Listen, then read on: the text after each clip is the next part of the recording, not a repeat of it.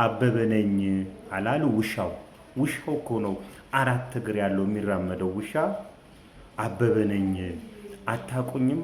በቀድሞ ህይወቴ አበበ የምባለው ሰውዬ ያደሃ ወደ ውሻ ተቀይሬ ነው፣ እባካችሁ አትግደሉኝ አለ ብሎ ሚዲያ ይነግርናል። አረ ፍቅሪዝም የት ነን አናገላግለን።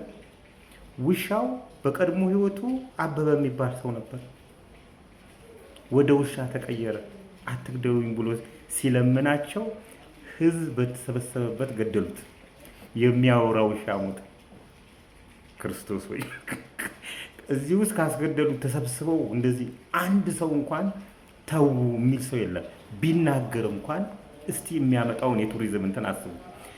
በጠቅላላው ግን ውሸት ነው። አንድ ሰው ጠርታችሁ የፉራ ክፍለ ከተማ ነዋሪዎችን በሙሉ ጠርታችሁ ይሄ ውሻ ሲናገር ሰምተሃል ወይ ብትሏቸው ሰው ነገረኝ እንጂ ራሴ ሰምቻለሁ የሚል አንድ ሰው አታገኙ። ሁሉም ውሸት፣ የመግደል አባዜ፣ የመጨፍጨፍ አባዜ ስላለብን እና በቀድሞ ህይወቱ አበበ የሆነ ሰው ወደ ውሻ ቢቀየር ግደል የሚል ህግ አለን? ማንህና ነው አንተ የምትገለው? አረ ውሸታችንን በልክ እናድርገው ጎበዝ።